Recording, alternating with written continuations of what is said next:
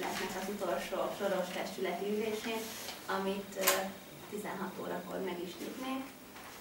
Mielőtt még nekivágnánk a napirendi sor tárgyalásának, én szeretnék köszönetet mondani mindenkinek, aki ennek az 5 évnek a részese volt. Minden alkalmazottnak, mindenkinek, aki bármi formában segítette a munkánkat. Én nagyon sokat tanultam. Megfogadta a websírok. Nagyon sokat tanultam az 5 év alatt, és kívánom, hogy továbbra is ugyanilyen lelkesedéssel és szakértelemmel folytassák a munkájukat, mert a településnek erre van szüksége, ilyen szakértő és nagyon jó helytálló emberekre, és akik emberségből is 5-ösre vizsgáztak.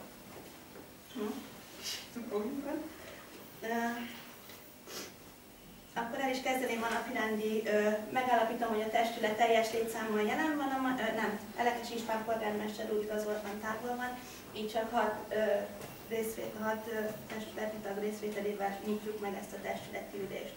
A napirendi sor kiküldésre került, 5 napirendi sorral, és még kaptunk pluszban 3 napirendi pontot, amiről döntenünk kellene, hogy felkerüljön-e, vagy nem a mai testületülésen tárgyalásra. Először is szeretném megkérdezni a testületi tagokat, hogy van-e véleményük a napirendi pontok felvételéről vagy javaslatuk az újban.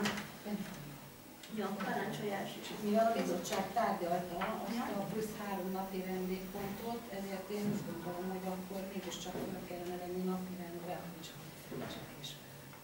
Jó, hogy késve lett kiküldve, de a bizottságban tárgyalt, igen. Jó, rendben. Akkor a mindenki előtt lévő napirendi sort, aki egyetért vele, bár itt lenne egy módosítás, mivel jelen vannak a 7-es napirendi pontnak érdekeltjei, ezért esetleg azt az 5-ös napirendi pontra előre hozhatnánk, és így csúszna tovább a sor, hogyha ezzel egyetértetek, bár nem akkora nagy időnyerés, de esetleg ezt tudnánk tenni. Hogyha gyorsan végigmegyünk, akkor kivárják, akkor maradna így, vagy ha szeretnénk, akkor előre tudjuk, de csak 2-vel előrébb ugorna. Ahogy az ügynek neked. Akkor a kiadott napirendi sorról, aki egyetért, kérem, igen esetén jelezze most. Akkor aki nem ért vele egyet, 1 nem, és 5 igennel, akkor nekiállnánk a mai napirendi sorunk tárgyalásának. Az első napirendi pontunk a tájékoztató lejárt határidőszű határozatok végrehajtásáról és a 2 ülés között tett intézkedésekről. Ezt a pénzügyi bizottság tárgyalta tegnap előtt, kérem elnök asszony, tájékoztasson minket róla. Igen, a tájékoztató a bizottság egyhangúan javasolja elfogadni a testületnek. Köszönöm szépen. Esetleg kérdés, javaslat ide még? Parancsolj. Csak kérdésem lett volna, nem tudom, kapok el a választ, mint a szememre. A Ménes utca, Tomai sor keresztüléshez kikerült egy ájárságszolgálás tábla, illetve a Tomai sor Tomai oldalán kikerült egy 40-es tábla. Ezt szeretem volna megkérdezni, hogy ez előzetes egyeztetés alapján korlátozó dolgokként, tehát rendőrséggel egyeztetve. Még egyszer az első az Ménes utca. Ménes utca és a Tomai sor, tehát a Vigeti sor keresztülésében van, de csak egyetlen egy tábla került, külön mi volt? Nem, ez stop tábla. Ez egy stop tábla. A Tomai sor keleti oldalán viszont van egy 40-es keresztelést közel 100 méterre indokolt, tehát azt mondom, hogy ha betartják, akkor nagyon jó lesz, csak kérdést kaptam és nem tudtam rá válaszolni, hogy mi alapján került ki és hogyan. Jó, az úgy, hogy akkor 15 napon belül akkor tájékoztatunk meg. Jó. Rendben. Köszönjük. Egyéb valakinek? Ha nincs, akkor fel is tennénk szavazásra az első napirendi pontban szereplő határozatot. Aki ezzel egyetért, kérem, igen esetén jelezze most. 6 igennel elfogadtuk, így mennénk is tovább. A második napirendi pontunk Cserszeg-Tomaj Nagyközség Önkormányzata 2024 évi költségvetési rendeletének második számú módosítása. Ezt a napi rendi pontot is tárgyalta a pénzügyi bizottság, így felkérném az elnök asszony támogatkoztasson. Igen, 3 igen szavazattal egyhangulag javasoljuk a rendelet előterjesztés szerinti módosítását. Ugye itt a tartalékból átcsoportosított összegek listáját mindenki látta, hogyha ehhez esetleg kérdése lenne valakinek, még akkor Klári tudna válaszolni. Ha nincs, akkor fel is tenném szavazásra a második napi rendi pontban szereplő rendeletmódosítást. Aki ezzel egyetért, kérem, igen esetén jelezze most. 6 igennel egy is fogadtuk, köszönöm szépen.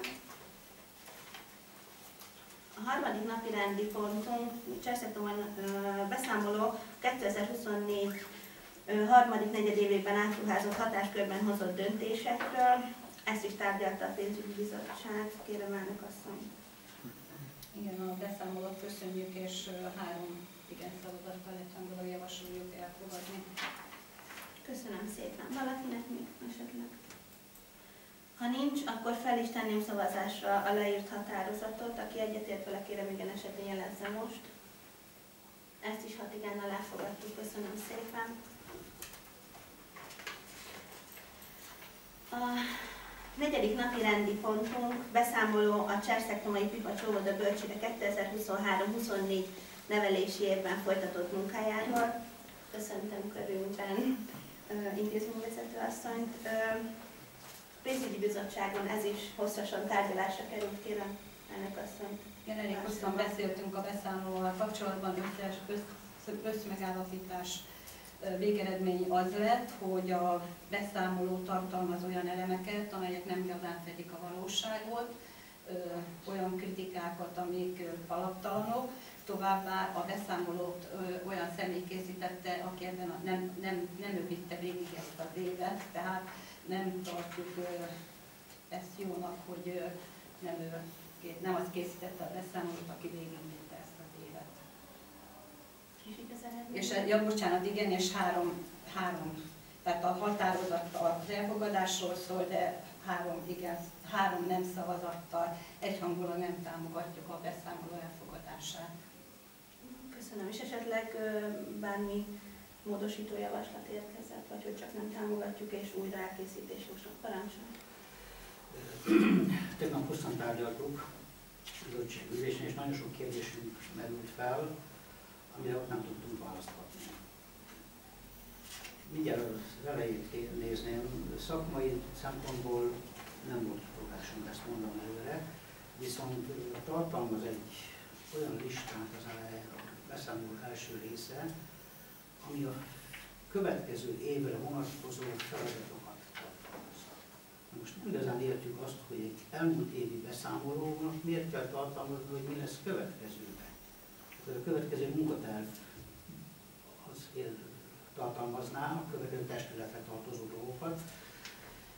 És hát vannak olyan dolgok, amit nem értünk, mert azt tudtuk, úgy vettük észre, hogy az óvodában felmerül összes kérdést, összes problémát ez a testület megoldotta.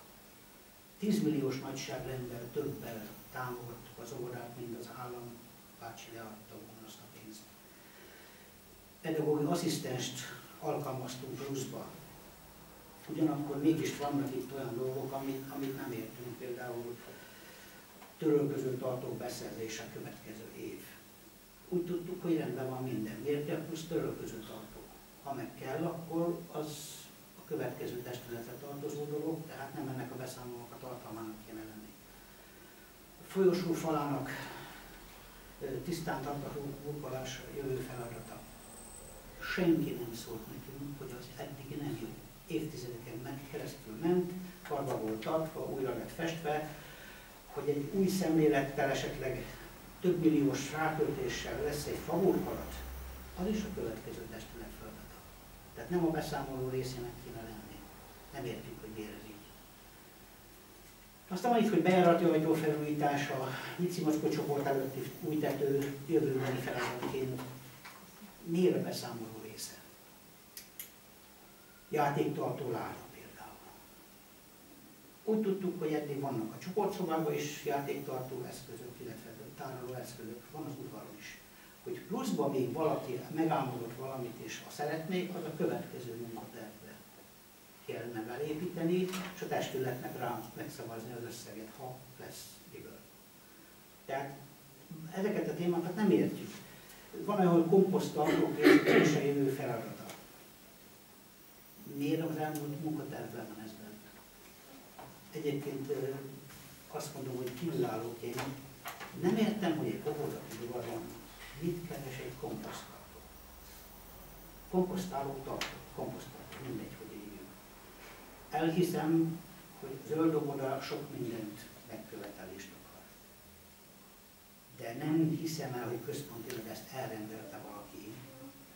Mert ha a gazdasági udvarban van egy komposztáló tartó, és a gyerekek áthordják oda esetleg, és látják, hogy hogy működik, mit működik, de egy komposzttartó az rovarokat, rákcsálókat vonz, utána kifertőtlenít.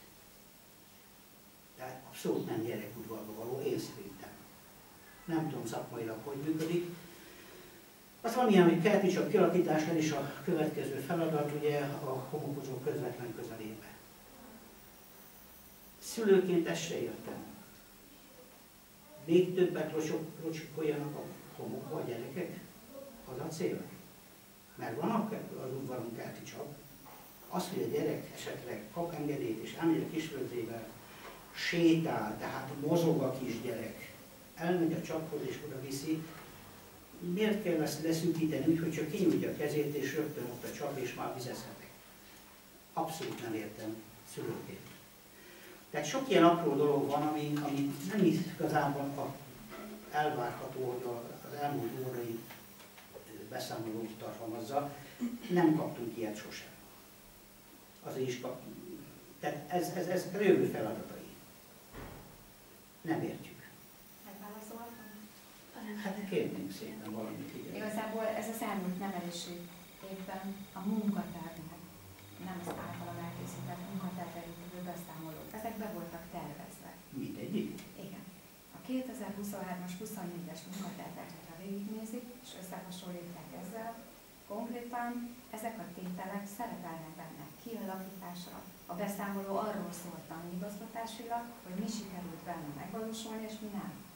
Konkrétan, amikor eltettem az intézményt július 1-én, akkor ugye nyilván végignéztem, elkezdtem megismerkedni az egész intézménnyel, a működéssel, sok mindennyel, nyilván még az elején tartok, de ami le volt írva feketén-fehéren, az igazgatóhelyettessel egyeztetve és a nevelőtestülettel, hiszen volt nevelés nélküli munkanap, ezt átbeszéltük, hogy akkor egyáltalán mit szeretnénk, mi az, ami megvalósult, mi az, ami nem.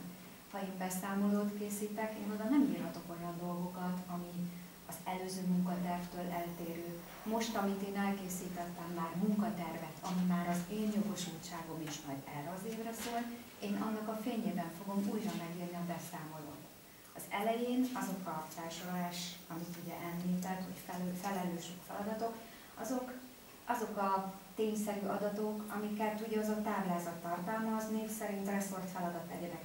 Ezek a beszámoló részei. Ezt is törvény szabályozza, hogy hogyan kell elkészíteni. Tehát, hogy lehet, hogy vannak olyan részek benne, ami nem feltétlenül gyermekintézménybe valók. Konkrétan én idén már nem terveztem komposztálót. Tehát igazából, most ne haragudjanak, de én nem tudtam az eredeti munkatervtől eltérő, másfajta olyan beszámolót készíteni, ami nem fedi a valóságot, mert nem arra épül, nem olyan adatokat tartalmaz, amihez beírok valamit, nem most kitaláltam, hanem csak azt, amit az igazgató helyettes asszony, illetve az óvodapedagógus kollégája együtt ugye ebben a tavaly önök előtt is ismert évben ugye leírt. Tehát megíratta volna ezt a Kriszti is, nyilván ő is saját munkatervére írta volna meg a beszámolót, mert ezt így kell elkészíteni. Én elhiszem ezeket a kritikákat, nyilván van, ami önöknek egy kicsit nem szakmabeli, vagy nem odaillő, természetesen még akár jogos is lehet, de nem tudtam más tenni. Azt szavazzák meg, hogy én most írjak egy másikat, akkor most igazából mondják meg, hogy mit írjak, hogy ez nem volt, vagy tehát nem terveztem be ezeket a feladatokat, mert egyrészt nem tartom relevánsnak, 2. a pénzügyi csoportvezető asztalnál már egyeztettem, például olyan dolgokban, hogy sajnos eszméletlen mennyiségű pénz megy el papír kéztörlő használatára. Nem volt benne a tavalyi évi munkaterve sem, de nem valósult meg a törölköző tartók beszerzése, mert egyszerű beszerezni 100 000 forintokért, őrült drága pénzekért a fenntartható óvoda és a zöld óvoda nevében ez. Én meg azt mondtam, hogy nem, ebben az évben törölköző tartót oldunk meg, az egyik apuka ingyen is bérmentve meg fogja nekünk ezt szerelni, oldani, és elővesszük a pici törölközőnket, ami egyébként benn van a szekrényben, és inkább mosatjuk, így bent tartjuk tisztán és ezt fogjuk használni. Tehát az észszerűség és a praktikum, illetve az intézmény hatékony működtetése nyilván már a feladatom, de hát először át kellett ezt vennem, át kellett néznem, költségvetésileg egyáltalán a berendezésekkel, a tárgyakkal és sok mindennel megismerkedni. Ez most egy kicsit faramúci helyzet volt, igen, de a jogszabály azt írja, hogy hát nekem kell elkészíteni a beszámolót. Hát ez így néz ki, sajnálom, hogyha esetleg tartalmaz olyat, amivel nem értenek egyet, ha úgy ítélik meg, akkor újraírom, de most ezektől az elemektől, ami be volt tervezve és nem valósult meg, azzal nem tudok mit csinálni. Ja, köszönöm szépen a választ. Én is köszönöm a választ. Hát ha ezek be voltak tervezve, akkor még szomorúbb vagyok, mint képviselő, mert semmi elénk nem kerül, hogy erre pénz kellene, vagy egyáltalán, ha ezt tervezték, akkor ezek szerint a költségvetésükbe is bele kellett volna ezt tervezni. Hogy nem valósult meg? Hova került az a fedezet, ami ezt tartalmazott volna? Tehát jönnek elő a kérdések, most nem ön bántjuk ezzel, vagy bántam ezzel, hanem ön van itt, aki lehet beszélgetni. Nem veszem bántást. Én nagyon sajnálom, hogy akkor miért nem jöttek, hogy most előttető kell, ezt kell, azt kell, azt kell. Tehát én ezzel azért értek egyet, mert igen, itt a kommunikációval szerintem nagyon nagy probléma van. A folyamatos kommunikáció az, hogy igen, jelezni azt a problémát, és higgy el, hogy abszolút törekedni fogok arra, hogy következő évben is sokkal konkrétabban legyenek betervezve azok a dolgok, amire valóban szükségünk van, de be legyen tervezve. Lehetett volna látni egyéb tételeket is esetleg, amire szükségünk van, lásd laptopok beszerzése, vagy az abszolút nem működő wifi rendszerünk és egyebek, ami igen, de most ezért szerintem hibást nem szabad és nem is kell keresni, mert nem volt igazgató az óvoda élén. Bocsánat, hogy ezt mondom, de ez mindegy olyan hatáskör, és mindegy olyan, hogy mondjam, a költségvetés tervezésénél nagyon fontos feladat, hogy egy beosztott óvodapedagógustól ez nem elvárható, hogy mind ennyire előrelátó legyen. Amikor ugye itt önökkel először beszéltem is, akkor azt hiszem február volt, hogy mondtam, hogy igen, egy óvoda élére vezető kell, mert ő teljesen más szemlélettel és sok mindennel lát egy óvodát, mint esetleg tényleg egy csoportban dolgozó, de fantasztikus szakember. És én azt gondolom, hogy most így nagyon remélem, hogy így a testülettel együtt azért egy kicsit másképp alakulnak majd a dolgok, és azon is leszek, hogy a képviselőtestület is tudjon mindig mindenről, be is tudjak mindig számolni, kérni is tudom, hogy kell, hiszen a kollégákat megkeresem most már, amilyen problémám csak adódik, jövök, jelzem, mondom, kérem, mutatom, hogy lehet. Én is szeretném megtanulni, és abszolút az együttműködésre törekszem. De most ezt így 2 hónap alatt én még nem tudok olyan kérdésekre válaszolni, ami hát... Köszönjük szépen. Én folytatnám egy kicsit. Bízva abba, hogy amit ön mond, az úgy is van, nem akarom megkérdőjelezni, de ez a törölköző tartó, ez a tavalyiban nem volt bennünk. De nem volt. Ez is benne. Ott van már mióta. Tehát minden évben feltették a kérdést, hogy szeretnék megvalósítani, csak valahogy nem tudták. Most ebben nem menjünk bele, hogy miért nem tudták, mert eddig is meg lehetett volna, de higgy el, hogy ebben benne kell lenni. Megvan őszintén, én nagyon csodálkozom akkor azon az emberen, aki most nincs itt, és ő volt a kapcsolattartó az óvodával. Mert egyikünk sem mehetett kérdezni, intézni semmit, mint ő. És erről nem tudtunk semmit. Tehát mi azt hittük, hogy amit adunk, maximális. Minden igényt kielégít. Nagyon sokat segített, Ezek, az biztos. ezek szerint Bár az a személy feladat, ami be felvétele volt is tervezve, mindenben. az nem megoldottuk meg. Mert ezek most egy törölköző Tehát most tartó, ezek egy azt, hogy intézményi költségvetésnél csoportban- egyébként nagyon apró tétel. Én azt Csoportban gondolom. lévő emberről beszélünk. Igen. De könyörgöm, neki volt egy státusza. Én azt- Vezető helyettes. Most a helyettes, annak ugyanúgy kell vinni, mert nem ilyen eset, egy baleset, bármi más esetben is ő neki ezt vinni kell, és nincs az, hogy bocsánat, én csak helyettes vagyok, neki ugyanazt teljesíteni kell, sajnos még azzal, hogy csoportban is van. Én biztos vagyok abban, hogy maximálisan kihozta magából, amit lehet. Én nem bántom őt, Tehát, tehát véletlenül sem bántom, csak borzasztóan csodálkozom ezen, hogy ha ez be volt tervezve, miért nem került elég. Én úgy gondolom, semmi sincs. Még egy kérdés, és átengedem a szót. Van ezelőtt, a táblázat előtt egy olyan, hogy a oldal szakmai munkáját segítették. És az első nevet azt ismerjük, és hát az egy plusz pedagógiai asszisztens, tehát neki igazából nincs státusz, hanem önkormányzat adott neki egyet. És van egy olyan, hogy kisegítő dolgozó. Milyen címszólat van? Kisegítő dolgozó volt még, mert ugye aztán változott a jogszabály, és most már köznevelési köznevelési foglalkoztatói jogviszonya van. Ő ugye a Konyhás Danus néni. Ismerem, csak Igen. azt szeretném megkérdezni, akkor milyen státuszban van foglalkoztatva? Hát Már konkrétan bérezés most Dajka. szempontjából is. Most Dajka. Dajka. Igen. Igen. És ez nem okoz feszültséget? Nem jött még elő? A dajkák és ő közötte? Már bér szempontjából? Hát a bérük az ugyanaz. Hát ez az. Dajka. Ez az, csak a munkájuk nem jön. Hát nem, mert konkrétan nagyon sokat dolgozik. Sokszor sokkal többet dolgozik, mint egy dadus néni. Hát, hogy nincs táppénze. Hát most nézze, emberek vagyunk. Tehát az, hogy most ki mikor betegszik meg, és igazából kopunk és öregszünk, mert én is öregszem, ez sajnos kiszámíthatatlan. De attól függetlenül törekszünk arra most is, mert most is van hiányzó az óvodában, hogy a helyettesítést megoldjuk. Tehát én azt gondolom, hogy az önkormányzat valóban, önök nagyon sokat tettek azért, hogy megadták ezeket a plusz státuszokat. Sajnálom, hogy akkor nem lehettem már itt, amikor ezekről szó volt és megszavazták. Biztos meg volt ennek az alapja, hogy miért kapja meg az intézmény, és annak megfelelően most is dolgoznak ezek az emberek, és nagyon jó, hogy itt vannak, és legalább segítenek. Mert azt gondolom, hogy egy ilyen nagyfokú hiányzásnál is, mint például a mai nap is van, nem gyerekekről beszélek, hanem felnőttekről, nagyon komoly problémát tud okozni, hogyha nincs meg a megfelelő működés, de megoldjuk, ma is megoldottuk.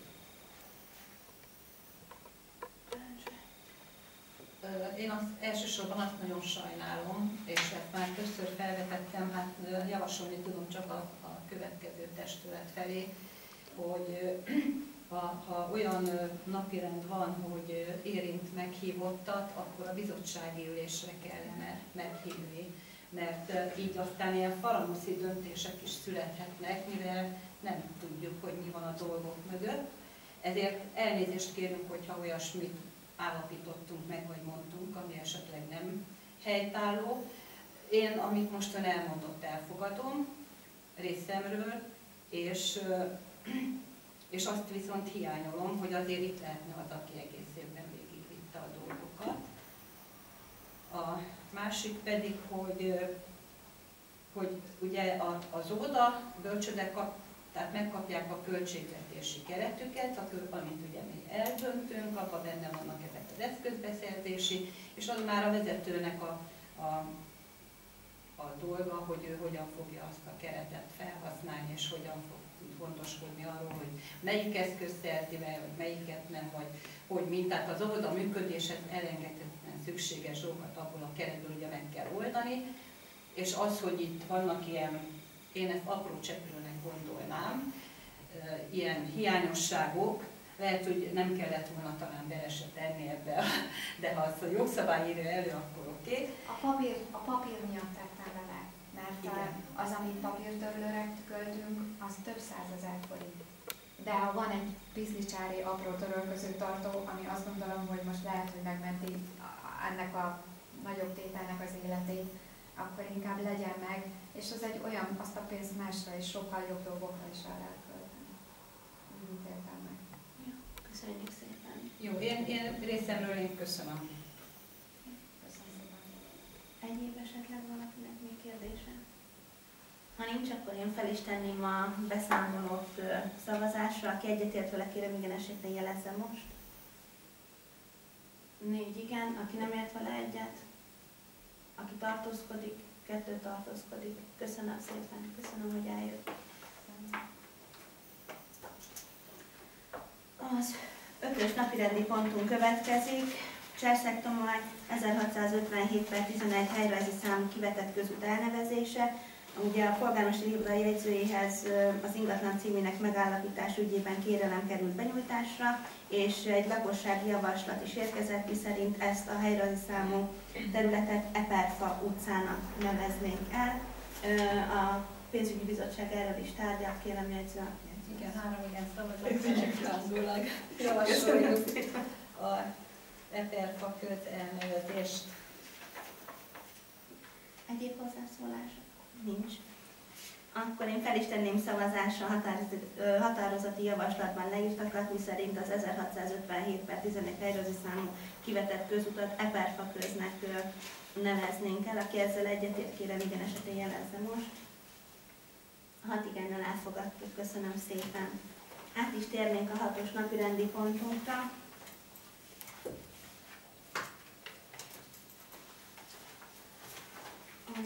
Ugye a 13/62-es helyrajzi számú Ibolya utcát érintő ingatlan rész vételi kérelme. Polgármester úr érintett a témában, ezáltal lettem én az előterjesztő, mert jogilag így lehetett megoldani. Kérném pénzügyi bizottságelnök azt mondják, hogy tájékoztasson, hogy miről tárgyaltak a ülésen. Itt volt a főépítész úr, és elmondta, majd a mostani előterjesztés módosításban már ez tételre került, hogy tulajdonképpen itt a közterületnek a csapadékvíz elvezetési problémájának a megoldása céljából történt meg ez a kivásárlás, amit tegnap a ülésen, mindjárt mondom, kettő igen és egy tartózkodással szavazott meg a bizottság az előterjesztés szerint. Köszönöm. Egyéb kérdés esetleg, bár sem az érintett, sem ugye főépítész úr nincsen jelen, mint a parancsolás. Köszönöm a szót. Nekem az a véleményem, hogy itt az elkövetkezendő 3 napirendi pontban mind a 3-ban egy olyan dolog került elénk, ami érinti a helyi építési szabályzatot. És a helyi építési szabályzat, vagyis a HÉSZ, az a következő testület, illetve októberben felülvizsgálatra kerül. És én azt gondolom, hogy teljesen nem a mi feladatunk lenne egy utolsó testületi ülésen így döntéseket hozni, ezt hagyjuk meg a következő testületnek, úgy, hogy a helyi építési szabályzat amúgy is felülvizsgálatra fog kerülni. Köszönöm szépen. Parancsolj. Köszönöm szépen a szót. Szintén egyetértek képviselő úr javaslatával. Én is úgy gondolom, hogy ezt a következő testületnek kellene ezt az utolsó 3 napirendi pontot, mert amúgy is a csapadékvíz elvezetést az önkormányzatnak kellene megoldania. Úgyhogy én is úgy gondolom, hogy köszönöm.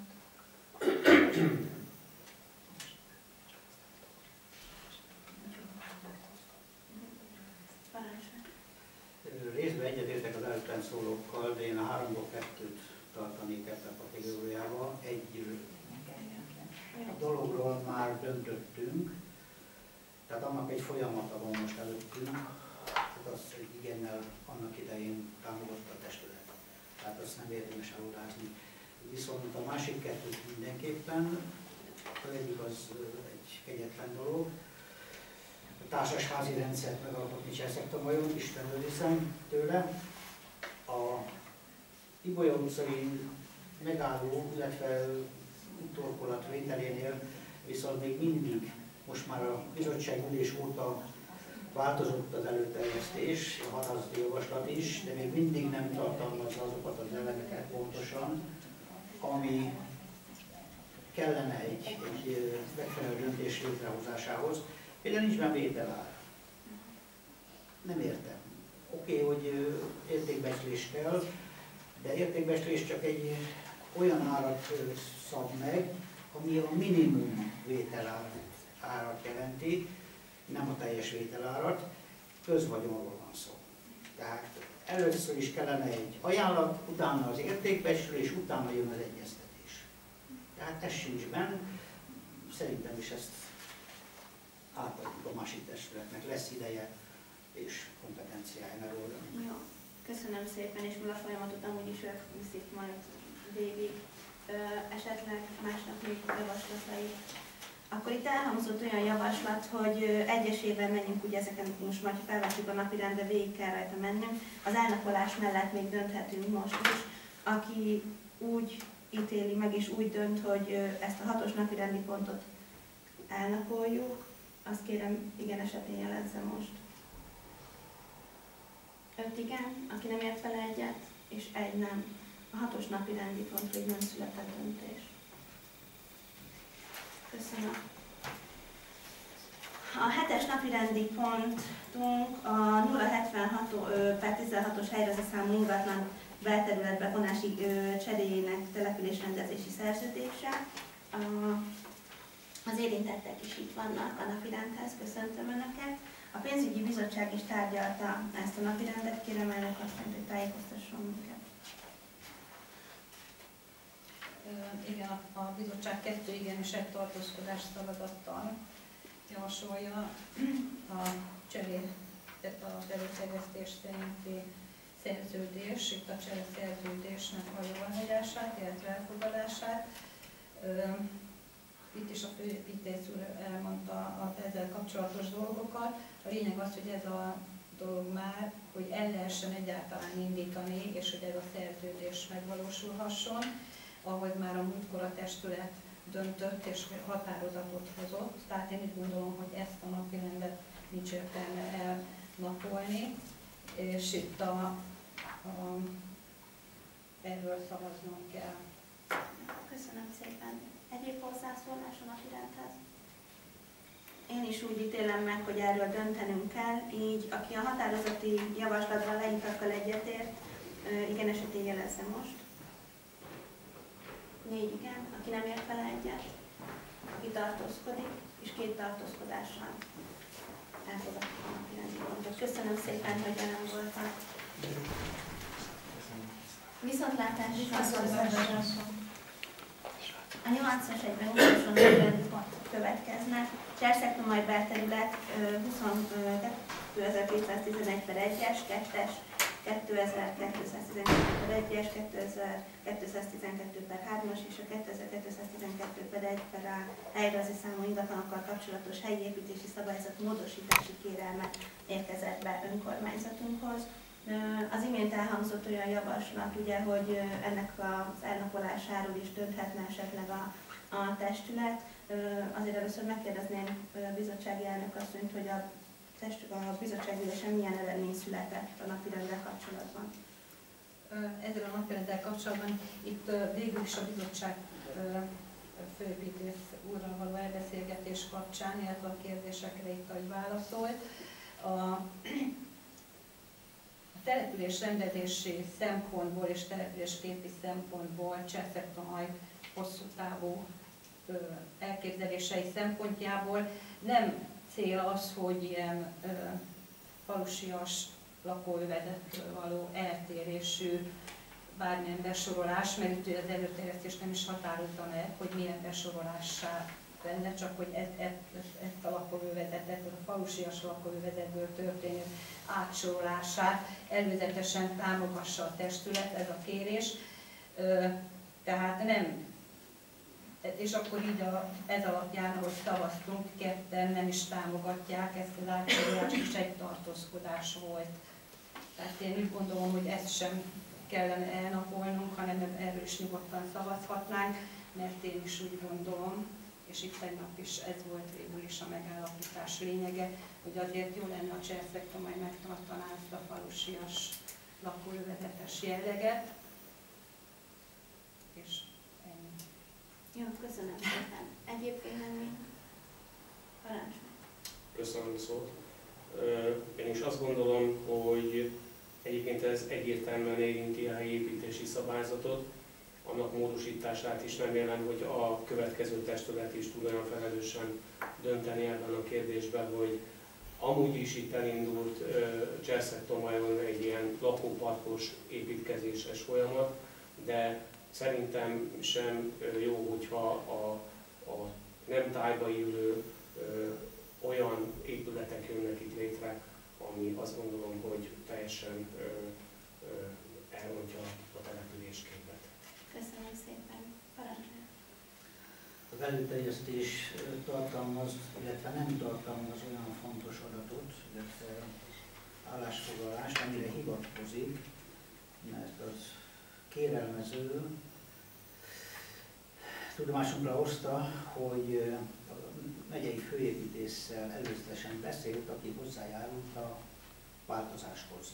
Na most ez a dolog, ez egy szóbeli közlés, tehát nincs írásos dokumentuma.